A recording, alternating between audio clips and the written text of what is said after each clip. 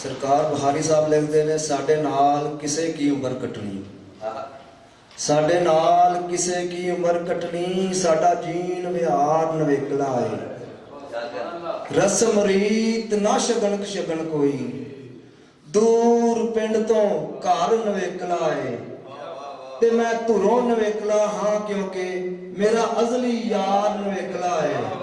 ते नहीं रिस कोई मेल मिलाप वाली, नहीं रिस कोई मेल मिलाप वाली, मेरा उसका प्यार नवेकला है।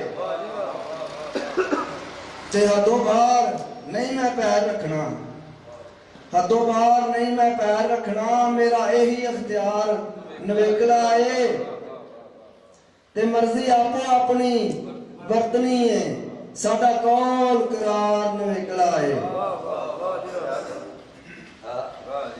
ते नहीं किसी भी गिनती विच आउंदा, साडा नंबर शुमार नवेकला है।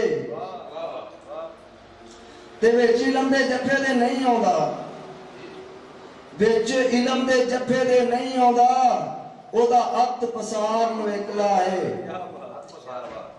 ते ज़ेन वहम दे घेरे च रह के रहा, ज़ेन वहम दे घेरे च रह के रहा, ओदा खुला खिलार नवेकला है।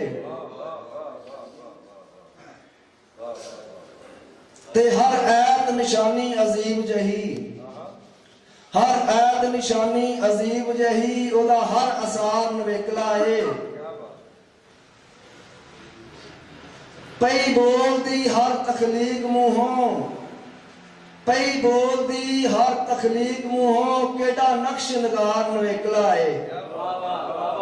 ते ओ महंगा है नगूनी जाई जिंदड़ी तो, ओनू किवें तनवीर खरीद लवां। ओ महंगा है नगूनी जाई जिंदड़ी तो, ओनू किवें तनवीर खरीद लवां। ओ चाहे ते मैनू भी बेच देवे, मेरा का